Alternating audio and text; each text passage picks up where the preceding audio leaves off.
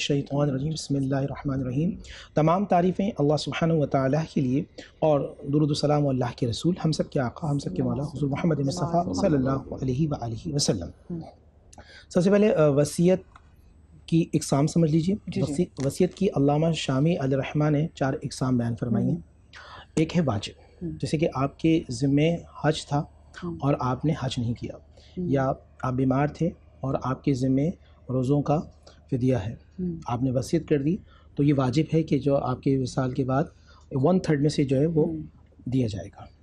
دوسرا یہ کہ مستحب، آپ نے کسی علاقے میں آپ نے وصیت کی کہ یہاں پانی نہیں ہے، وہاں بورنگ کروا دی جائے، یہ مستحب ہے۔ مباح یہ ہے کہ آپ امیر ہیں اور آپ نے اپنے غریب رشتہ داروں کو نام لکھے کہ ان کو بھی دے دیے گا، یہ بہت غریب ہے۔ جو اصحاب فرائض ہوں، یعنی کہ جو آپ کے جیسے بیٹا ہے بیٹی ہے، ان کے لیے وصیت نہیں ہے، ان کا حصہ قرآن نے متعین کیا ہے۔ اب دوسرا یہ مکروہ، جس کو قرآن نے کہا اور حدیث میں ہے کہ جن کو نہیں دینا چاہیے، جیسے جو فاجر و فاسق ہیں، گناہ گار ہیں، وہ لوگ یا آپ برائی کے کاموں میں لگے تو ایسا وصیت کرنا مکروہ ہے۔ یہ علامہ شامی علیہ الرحمہ کے حوالے سے ہے۔ اچھا، ایسے لوگوں کے لیے وصیت میں نام لکھنا، اس میں تو آپ کی اولاد بھی ہو سکتی ہے۔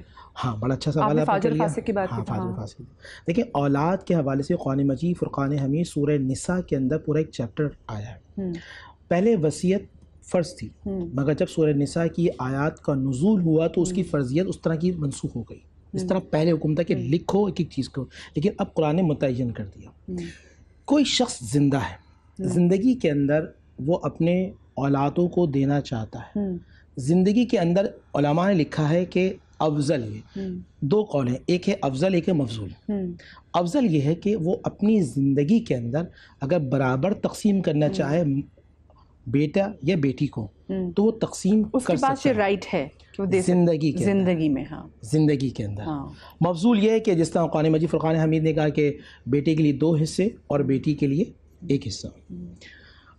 اگر کوئی شخص، اب آپ نے یہ کہا کہ فاجر و فاسق ہے اور وہ آپ ہی سمجھتے ہیں بہت زیادہ نافرمان ہے، ایک کانسیپٹ یہ ہوتا ہے کہ اس کو وصیت کر دی کہ میں نے بھائی میرا اس سے کوئی تعلق نہیں ہے، میری زندگی سے اب میں نے اس کو آگ کر دیا، تو شریعت نے یہ جو آگ کا کانسیپٹ ہے یہ شریعت میں ایسا نہیں ہے۔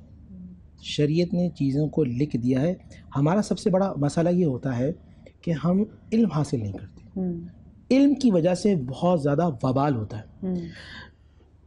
میں ایک مشورہ دینا چاہوں گا، ہمارے لوگ اگر وصیت بھی مرتب کریں یا اگر جھگڑوں سے بچنا چاہتے ہیں، سب سے بہترین حل یہ ہے کہ دارالفتہ کے اندر آپ اپنی زندگی کے اندر پورا فتویٰ لے لیں علماء سے کہ کس طرح اس کو تقسیم کیا جائے، تو جو جھگڑے بعد میں ہوتے ہیں وہ کبھی نہیں۔